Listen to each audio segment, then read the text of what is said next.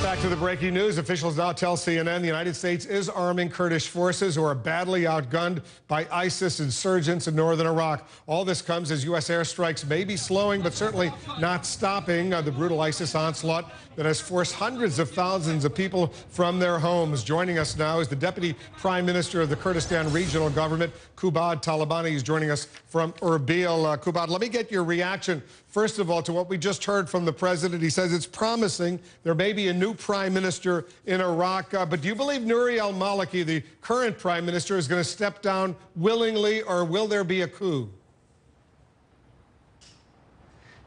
Thank you for having me back, Wolf. We're hopeful that the former Prime Minister, Nouri al-Maliki, steps down and follows the constitutional process, follows the political process in Iraq, that we can hopefully get this country out of this difficult situation and towards a more stable and brighter future. We're concerned about some of the things that we're hearing about troop deployments throughout Baghdad and about the tensions that are existing in the city. But it's a positive step that the Prime Minister designate has been appointed, and we're hopeful that the political process can continue and we can have a new government in a very short period of time. What happens if Nouri al-Maliki refuses? What if he says, I'm the prime minister, this other guy is not the prime minister, and I've got a lot of troops who are loyal to me, and I will resist any move to get rid of me? What happens then?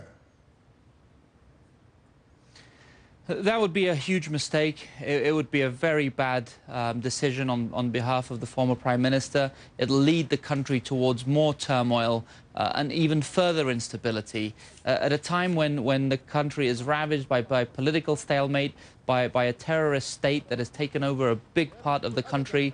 And this would be a catastrophe, a political and security catastrophe for the country. Let's talk a little bit about what the U.S. is doing to help the immediate crisis where you are in the northern part of Iraq, in Kurdistan, up in that area. I spoke with one of your colleagues earlier today, Masroor Barzani, the head of Kurdish intelligence.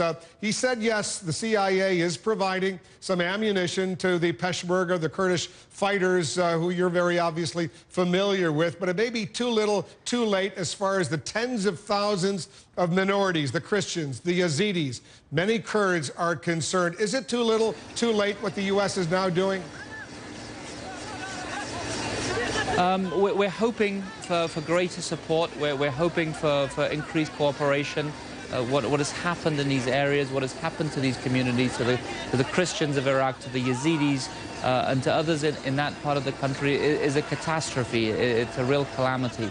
And the only way that we can counter these forces is with increased firepower, with increased air support from the United States, and increased cooperation that can allow our fighters, the Peshmerga, to take back some of these territories and to defend these towns and cities where these minorities are living.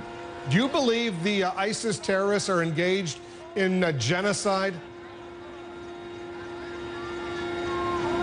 You could sit here and debate the definition of genocide, the legal definition of genocide, but when you try to wipe out a community, either in part or in whole, I think that constitutes genocide, Wolf. What has happened to the Yazidis and the attempted destruction of the Yazidis, the attempted destruction of their shrines, of their temples, of their heritage, it's a catastrophe, and it's nothing short of genocide, in my opinion.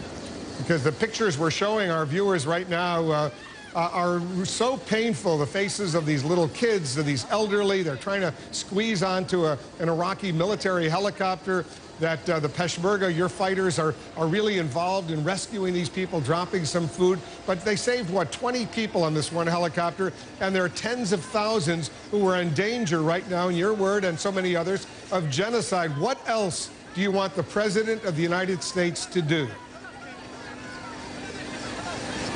We need all the support we can muster, all the international support from the United States, from our European colleagues, to create a humanitarian corridor, to create a corridor that will allow these people a safe passage away from this mountain, away from the terrorists, and into safety. I want to commend your guys as well for participating in that run today to show your viewers around the world that the catastrophe that these people are facing. I think hopefully it'll have the impact it's necessary to get the kind of international attention required to assist us in creating this humanitarian corridor that can get these people to safety.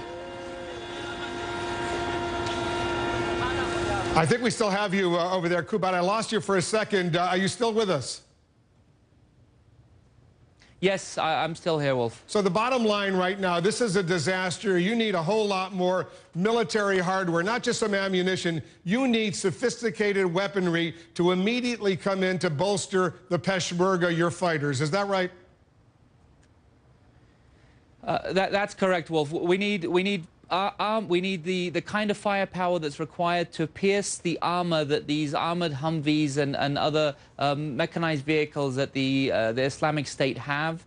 We need the increased air support from your Air Force, from the Iraqi Air Force, that can pound these guys from the skies and allow our Peshmerga, with the new machinery, with the new weaponry, to take back these areas and to protect our people. Qubad Talabani, the Deputy Prime Minister of the Kurdistan Regional Government. Let's check in with you once again tomorrow, Qubad, and we'll continue our reporting on what's going on. Qubad Talabani, thanks very much. Coming up, he got President Obama to speak very frankly about the crises erupting around the world, including the current situation in Iraq. I'll ask Tom Friedman of the New York Times about his interview, a wide-ranging interview with President Obama. And disturbing new details of an arrest of an American said to be an ISIS sympathizer. Is that just the tip of the iceberg? New information coming in to the Situation Room.